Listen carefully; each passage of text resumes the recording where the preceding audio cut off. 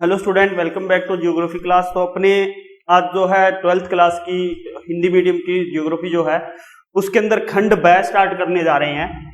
खंड ब। अब खंड ब जो है ये भारत की अर्थव्यवस्था व जनसंख्या से रिलेटेड है। यानी भारत की अर्थव्यवस्था या भारत की जनसंख्या जो है उस जनसंख्या से संबंधित ये लेसन है। तो इस लेसन ये जो अब लेसन नहीं, ये जो खंड है इससे अपने संबंधित खंड है।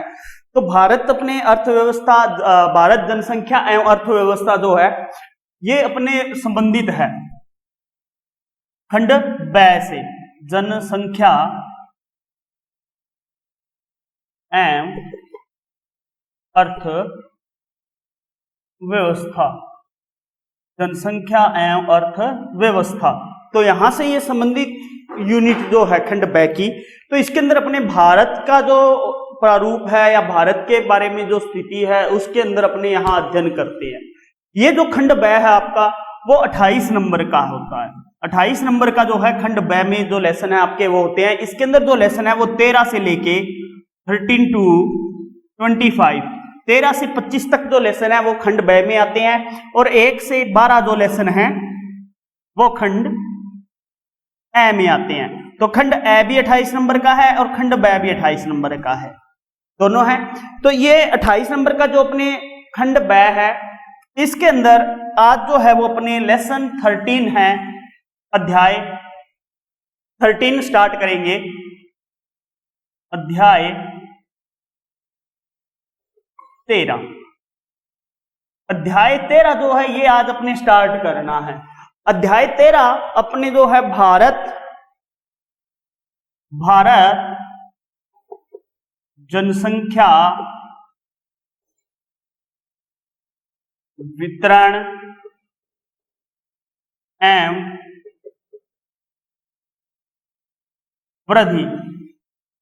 वृद्धि से संबंधित है।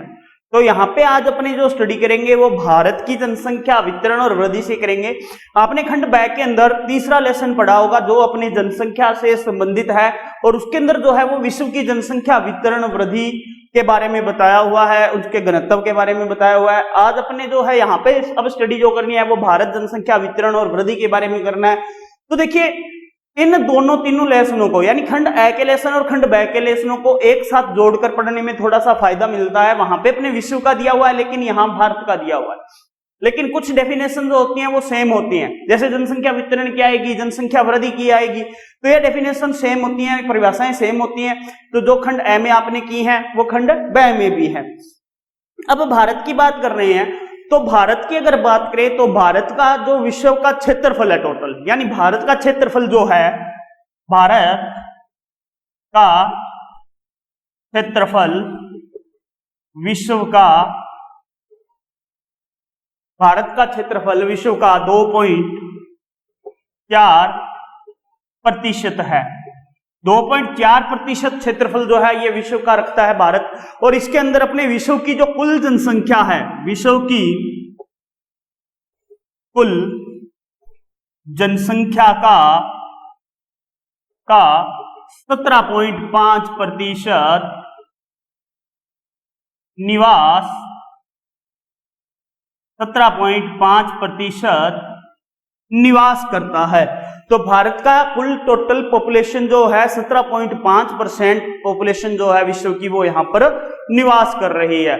भारत की अगर पॉपुलेशन की बात करें तो सन 2011 के अनुसार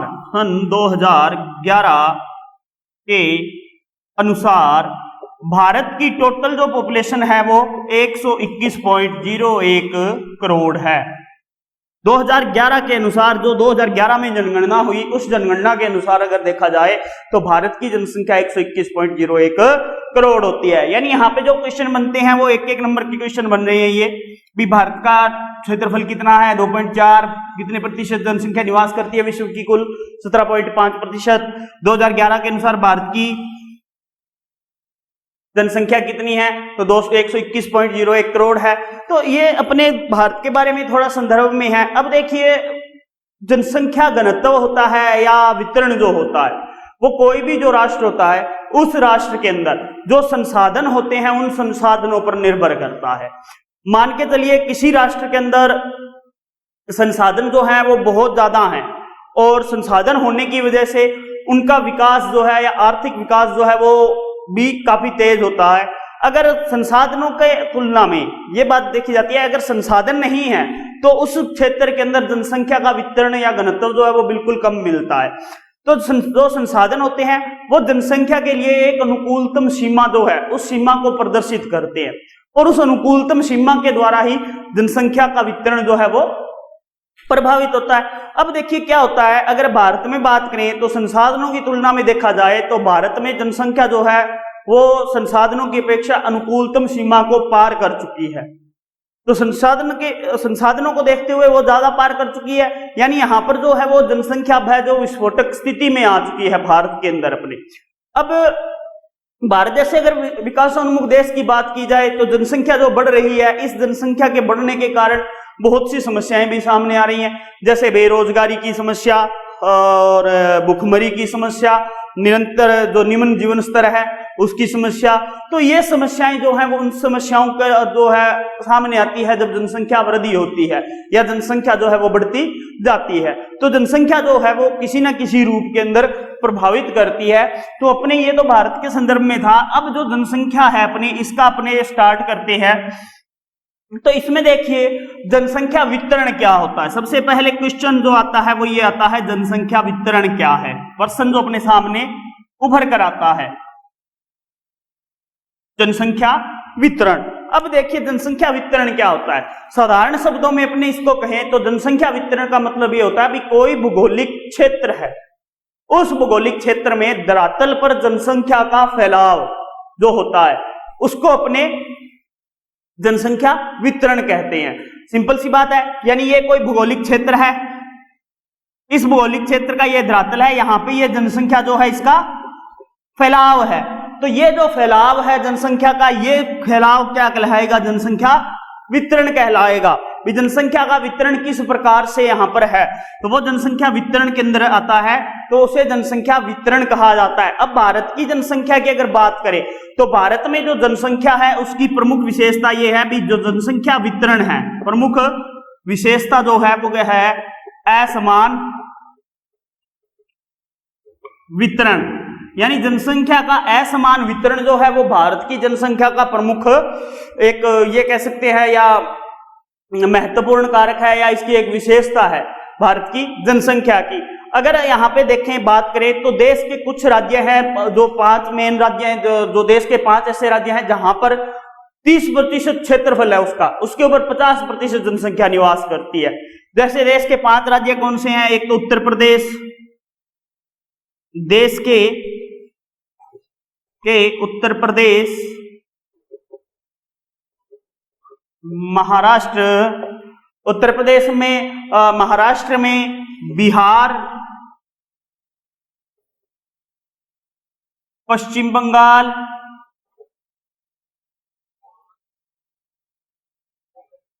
आंध्र प्रदेश, ये 5 राज्य, आंध्र प्रदेश 5 राज्यों में 30%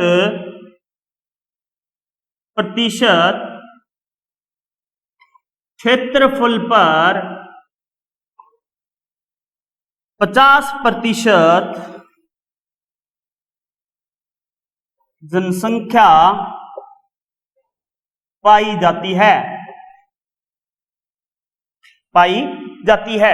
यानी ये देश के 5 राज्य हैं जिनमें अपने उत्तर प्रदेश आता है, महाराष्ट्र आ जाता है, बिहार आ जाता है, पश्चिम बंगाल आ जाता है, आंध्र प्रदेश जो है ये आ जाते हैं। ये जो 5 राज्य हैं, इन 5 राज्यों में 30% क्षेत्र पर 50% जनसंख्या जो है वो निवास करती है। और वही अगर दूसरी तरफ देखा जाए तो जैसे अपने दूसरी तरफ अगर देखें तो उत्तरी तथा उत्तर पूर्वी राज्यों में, उत्तरी तथा उत्तर पूर्वी राज्यों में अगर बात करें या ये बात करें भी इन राज्यों के अलावा जो है अपने जनसंख्या जो निवास करती है, ये उत्तर पूर्वी राज्य जो है 10 पर्वतीय राज्य जो है इनमें शामिल होते हैं अपने। तो वो 10 पर्वतीय राज्य इनमें शामिल हैं। उन 10 पर्वतीय राज्यों के अंदर जो 16% क्षेत्र है, उस 16% क्षेत्र पर उत्तर पूर्वी 10 पर्वतीय राज्यों में 16% क्षेत्र पर 4% से कम जनसंख्या निवास करती है। यानी उत्तरी राज्य, उत्तर पूर्वी 10 ऐसे राज्य हैं जिनके अंदर अपने प्रवास जो है जनसंख्या का पाया जाता है। अगर भारत के मैप में देखें तो ये राज्य कहाँ आएंगे, सबसे पहले तो यही बात आती है अपने सामने उठ के भी ये जो राज्य है वो किस साइड में किस प्रकार से कहाँ आ रहे हैं। उत्तर पूर्वी राज्य है जो, या और जो राज्य है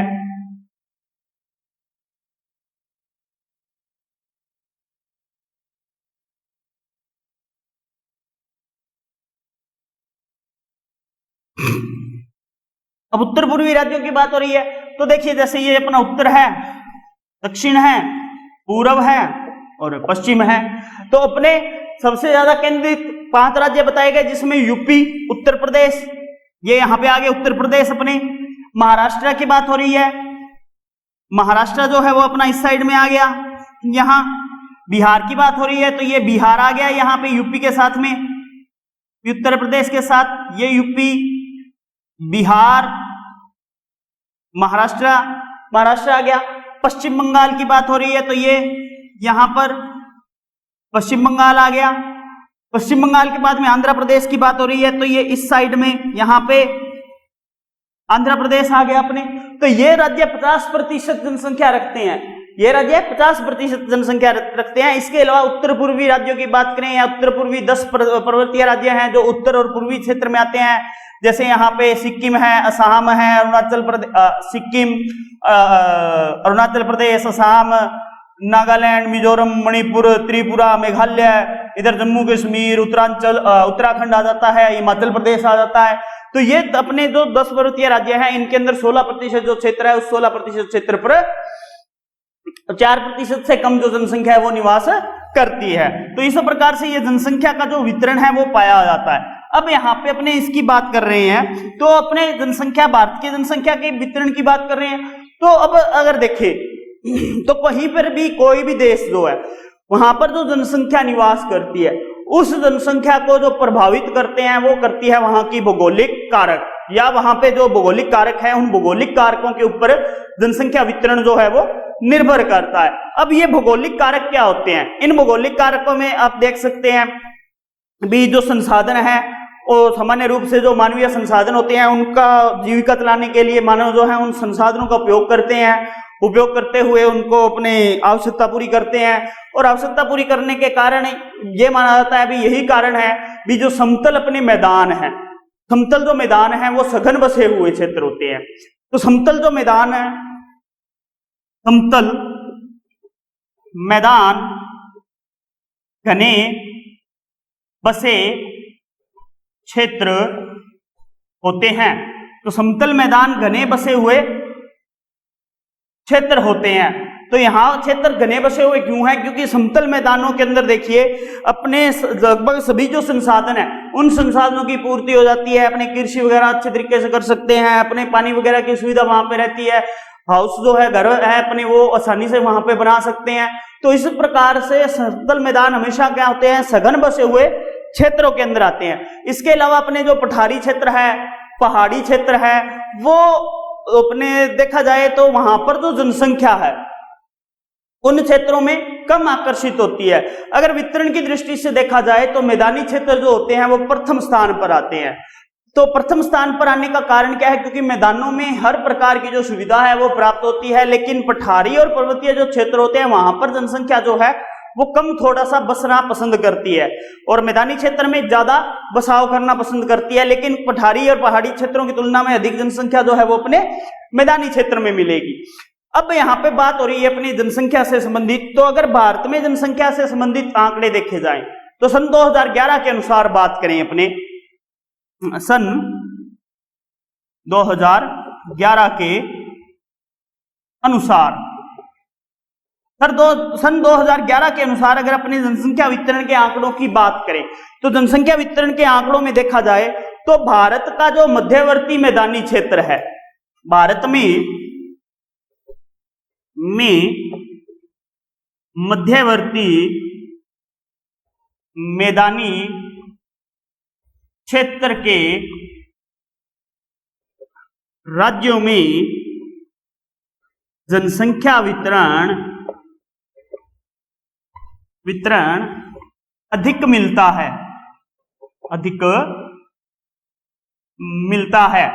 अधिक मिलता है। तो जो मध्यवर्ती मैदानी क्षेत्र होंगे, उन मध्यवर्ती मैदानी क्षेत्रों में जो क्षेत्रों के जो राज्य हैं, उन राज्यों में जनसंख्या वितरण अपने को अधिक मिलेगा।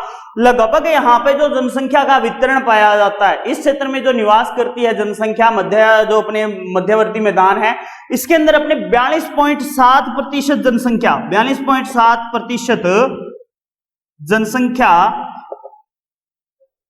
यहां निवास करती है। यहां जो है वो 42.7% जनसंख्या निवास करती है। अब ये मध्यवर्ती अपने राज्यों की बात कर रहे हैं, तो मध्यवर्ती मैदानी क्षेत्र के राज्य कौन से हैं वो अपने को पता होना चाहिए। तो मध्यवर्ती जो राज्य हैं अपने मैदानी राज्यों के अंदर अगर माना जाता है, तो इसमें अगर बात करें तो अपने आता है उत्तर प्रदेश आता है, जिसकी जनसंख्या है 19.96 करोड़। उत्तर प्रदेश 19.96 करोड़। उत्तर प्रदेश के बाद में आता है पंजाब जिसकी जनसंख्या अपने 27.1 करोड़ आती है। इसके बाद में पंजाब के बाद में अगला अपना जो आता है वो आता है अपने बिहार की जनसंख्या 10.38 करोड़ है। बिहार की 10.38 करोड़ है। इसके बाद आता है पश्चिम बंगाल। तो पश्चिम बंगाल जो है, पश्चिम बंगाल की 9.37 करोड़ जनसंख्या है।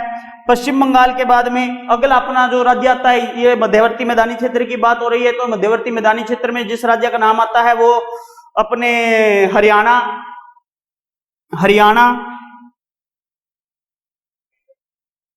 आ जाता है।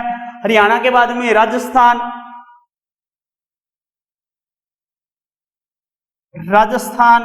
आदि जो राज्य हैं ये भारत के मध्यवर्ती मैदानी क्षेत्र में आते हैं। तो ये जो राज्य हैं, इन राज्यों के अंदर अपने सन 2011 के अनुसार देखा जाए तो यहाँ पर अपनी जनसंख्या जो है वो सर्वाधिक निवास करती है। और अपने जो हरियाणा की बात कर रहे हैं, तो हरियाणा की अपने यहाँ जनसंख्या नहीं लिखी, तो हरियाणा की जो है वो 2.54 करोड़ जनसंख्या है। राजस्थान की बात करें तो 6.86 करोड़ जनसंख्या है, यानी यहाँ पे जो है 2.54 करोड़, ये 6.56 करोड़ जनसंख्या है। तो इन राज्यों में जनसंख्या है वो सबसे ज्यादा निवास करती है। तो ये राज्य अपने सबसे ज्यादा जनसंख्या रखते हैं सन 2011 के अनुसार, और यहाँ जो मैदानी क्षेत्र है उसमें 42.7% जनसंख्या निवास करती है। अब इसके बाद में जो अगली बात आती है अपनी, यानी सन 2011 के अनुसार ही देखा जाए तो दूसरा स्थान किसका आता है, तो दूसरा स्थान जो है वो कौन से स्थान का आएगा, तो दूसरा स्थान जो है वो उसमें अपने जो दक्षिण पठार के राज्य जो हैं उन राज्यों का सेकंड स्थान आता है, यानी दक्षिण पठार के राज्य दूसरे स्थान पर हैं सन 2011 के अनुसार। प्रथम स्थान पर भारत के मध्यवर्ती मैदानी क्षेत्र के राज्य, दूसरे स्थान पर दक्षिणी पठार के जो राज्य हैं वो दूसरे स्थान पर आते हैं, जिनमें अपने महाराष्ट्र,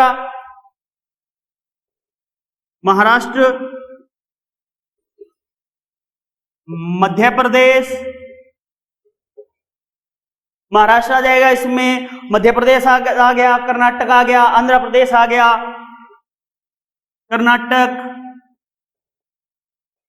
आंध्र प्रदेश, जो राज्य हैं ये राज्य यहाँ पे आ जाएंगे, दूसरे स्थान पर आ जाते हैं। अब जैसे अगर महाराष्ट्र की बात करें तो महाराष्ट्र की टोटल पॉपुलेशन या टोटल जनसंख्या कितनी है, वो है 11.24 करोड़, 11.24 करोड़ है इसकी।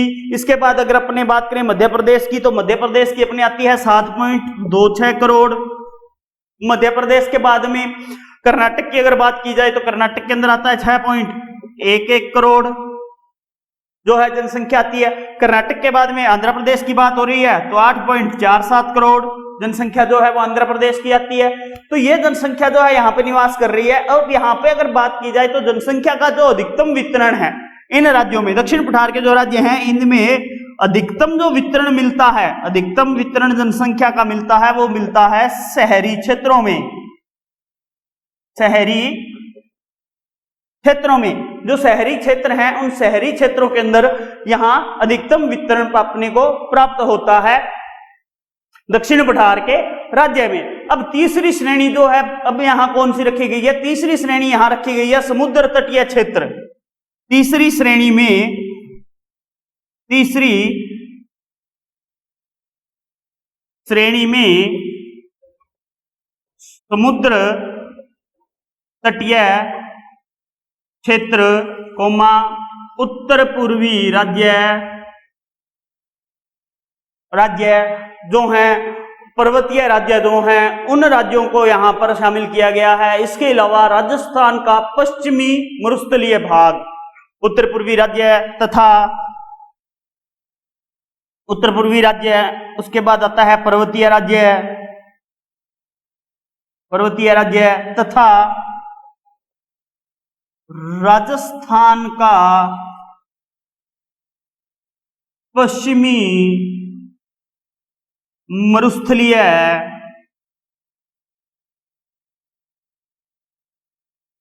भाग। राजस्थान का पश्चिमी मरुस्थलीय भाग जो है वो इस क्षेत्र में शामिल किया गया है, जो तीसरी श्रेणी है इसमें शामिल किया गया है। तो ये भारत में सन 2011 के अनुसार जनसंख्या वितरण का प्रारूप है। भी जनसंख्या वितरण जो है वो किस हिसाब से भारत में पाई जा रही है। अब इसके बाद में अब यहाँ पे बात करें अपने, तो इसके ये जनसंख्या वितरण हो गया। अब भारत में जनसंख्या वितरण की अगर बात करें तो भारत में जो जनसंख्या वितरण है उस वितरण में विषमता मिलती है, और विषमता जो मिलती है वो मिलती है क्षेत्रीय भिन्नता के रूप में। यानी क्षेत्रीय भिन्नता होने के कारण जनसंख्या वितरण में भारत में विषमता पाई जाती है। और ये जो जनसंख्या वितरण है ये अनेक जो प्राकृतिक सामाजिक कारक हैं, जनांकीय कारक है, राजनीतिक कारक हैं, ऐतिहासिक कारक हैं, उन राजनीतिक या ऐतिहासिक कारकों के ऊपर ये निर्भर करते हैं। जो कारक हैं ये इसको अपने नियंत्रित करते रहते हैं। और जो जनसंख्या वितरण है इस जनसंख्या वितरण को अपने स्थान या काल के संदर्भ में भी परिवर्तनशील जो है ये होते रहते हैं। कारक जो है वो स्थान के साथ या समय के साथ परिवर्तित होते रहते हैं, परिवर्तनशील रहते हैं। अब इन कारकों का सामूहिक रूप से प्रभाव पड़ता है। भी जब ये कारक अपने चलते हैं तो इन कारकों का क्या होता है, सामूहिक रूप से प्रभाव पड़ता है। अब इसके बाद अपने जनसंख्या वितरण हो गया, इसके बाद अब करना है अपने जनसंख्या वितरण के कारक। जनसंख्या वितरण के कारक या जनसंख्या वितरण को, जनसंख्या वितरण को नियंत्रित करने वाले कारक। जनसंख्या वितरण को नियंत्रित करने वाले कारक, देखिए जनसंख्या वितरण जो है इसको अनेकों कारक अपने नियंत्रित करते हैं। कुछ विद्वान प्राकृतिक कारकों को महत्वपूर्ण मानते हैं, लेकिन क्लार्क जो हैं, क्लार्क महोदय जो हैं वो कहते हैं भाई जो अपनी आर्थिक व्यवस्था है, तकनीकी विकास है, तकनीकी विकास के साथ सामाजिक जो अपने संगठन है, ये जो कारक हैं या जो अपने सरकारी नीतियां होती हैं, ये जो कारक हैं ये अधिक महत्वपूर्ण कारक माने जाते हैं। अब यहाँ पर ये कारक जो है उन कारकों का अगर वर्णन करें तो निम्न कारक हो सकते हैं। जैसे पहला हो सकता है जलवायु। तो जलवायु जो है ये मानव बसाव को प्रभावित करने वाला सबसे महत्वपूर्ण कारक है, यानी सबसे महत्वपूर्ण कारक माना जाता है। जनसंख्या बसाव को नियंत्रित करने वाला, या जनसंख्या वितरण जो है उस जनसंख्या वितरण को नियंत्रित करने वाला। अब ये कारक जो है, इस कारक का महत्व क्या होता है? अब देखिए, आप किसी प्रदेश में निवास कर रहे हो, मान के चलिए किसी प्रदेश की जो जलवायु है वो अत्यधिक शीतल है, अत्यधिक यानी ठंडी है, अत्यधिक उष्ण है, या अति आर्द्र जलवायु है। तो वो अति आर्द्र जलवायु, अति शीतल या अति शुष्ण जलवायु जो है, या अति शुष्क जो जलवायु है, वहां पे रहना आप पसंद करोगे? नहीं करोगे। मतलब ये है भी हम खुद अगर रहना चाहेंगे तो ऐसी जलवायु में नहीं रहेंगे। क्यों नहीं रहेंगे? क्योंकि वहां पर अपना जो बसाव हुआ है या मानव निवास जो है, उस मानव निवास के लिए या मानव का जो क्रियाकलाप है उस क्रियाकलाप के लिए वो अनुपयुक्त है। अब वो अनुपयुक्त है, इसलिए वहां पर हम निवास नहीं कर पाएंगे। तो अपने जो है कैसी जलवायु में रहेंगे? अपने ऐसी जलवायु में रहेंगे जो अपने लिए सूटेबल हो, अपनी कृषि के लिए अच्छी हो। ठीक है, जैसे अपने कह सकते हैं उष्ण शुष्क, उष्ण आर्द्र जलवायु, ठीक है, भूमध्य सागरीय जलवायु जो है। तो ये जलवायु जो है ये अपने क्या करती है? इफेक्ट करती है, अपने जो कारक है इन कारकों को प्रभावित करती है। अब देखिए, अपने जलवायु की बात हो रही है, तो जलवायु का जो प्रारूप है वो भारत में देखा जाए तो भारत में जैसे अपने हिमालय पर्वतीय क्षेत्र है, वहां पे जनसंख्या कम निवास करती है। राजस्थान का शुष्क मरुस्थलीय क्षेत्र है, वहां पर कम निवास करती है। पूर्वी हिमालय का जो भाग है वो भी कम आबाद होता है। इसके अलावा जो तराई क्षेत्र होते हैं पर्वतीय क्षेत्रों में, वो तराई क्षेत्र भी अस्वास्थ्यकर जो जलवायु होती है उससे के कारण कम अपने जनसंख्या वितरण वहां देखने को मिलता है। दूसरी बात आती है यहां पे धरातल की। धरातल की तो दूसरा महत्वपूर्ण कारक धरातल भी आता है। अब धरातल में देखिए क्या होता है। अब कोई व्यक्ति जो है मान लीजिए आपको हो या मैं हूं, तो अपने क्या करेंगे? अपना जो धरातल है अपने कहीं निवास करेंगे तो उसके ऊपर ये देखेंगे वो धरातल समतल है या नहीं है। भी उस समतल धरातल पर कृषि की जा सकती है या अपने आवास आसानी से बनाए जा सकते हैं। अपने पहाड़ी इलाके जो हैं या पठारी भाग जो हैं वहां पर जाके रहना कम पसंद करेंगे। पठारी भाग में भी अगर निवास करेंगे तो वहां पर ये देखेंगे भी खनिज की उपलब्धता क्या है, खनिज की उपलब्धता हो रही है या नहीं हो रही, रोजगार आसानी से मिलेगा या नहीं मिलेगा। तो धरातल जो होता है ये भी जनसंख्या जो वितरण है उसको बिल्कुल प्रभावित करता है। तीसरा कारक आता है इसमें जल प्राप्ति। जल प्राप्ति, अब जल प्राप्ति की बात करते हैं तीसरे कारक में। तो जल प्राप्ति देखिए, अपने प्राचीन सभ्यताओं को आपने पढ़ा है तो प्राचीन सभ्यताओं में आपने देखा होगा भी प्राचीन सभ्यताएं जो हैं वो नदी घाटियों के समीप पनपी। नदी घाटियों के समीप पनपने का कारण क्या था? क्योंकि वहां पर उनको जल की आवश्यकता थी और वो जल वहां उनको नदियों से प्राप्त हो रहा था। ऐसे ही अगर जनसंख्या जो घनत्व होता है या जनसंख्या का निवास देखा जाता है तो जनसंख्या जो है वो कहां पे रहना पसंद करेगी? वहां पे रहना पसंद करेगी जहां उसे आसानी से जल की प्राप्ति हो सके। अब जैसे अपने उत्तरी भारत की बात करें तो उत्तरी भारत में वर्षा की मात्रा जो है वो काफी अच्छी पाई जाती है और उस वर्षा की मात्रा के कारण उत्तरी भारत जो है उसमें जनसंख्या का घनत्व अच्छा पाया जाता है। लेकिन जनसंख्या जो घनत्व है वो उत्तरी भारत में वर्षा होने के बावजूद भी कम होता मिलता है। उत्तरी भारत में कम होता कैसे मिलता है? पूर्व से पश्चिम की ओर जाने से। पूर्व से पश्चिम जाने पर जनसंख्या घनत्व कम होता मिलेगा। यानी पूर्व में जनसंख्या घनत्व अच्छा होगा तो पूर्व से जैसे पश्चिम की ओर जाएंगे जनसंख्या घनत्व कम होता जाएगा। तो पूर्व से पश्चिम की ओर जब जाते हैं तो जनसंख्या घनत्व कम होता है। इसके अलावा अपने राजस्थान का शुष्क उत्तर पश्चिमी भाग जो है उसमें अब नहर द्वारा जल आपूर्ति होने लग गई है, जिससे अब वहां पर घनी आबादी बसने लग गई है, यानी वहां पे पानी की पूर्ति होने लग गई है। इसके अलावा अपने आते हैं खनिज संसाधन 4 नंबर पर। खनिज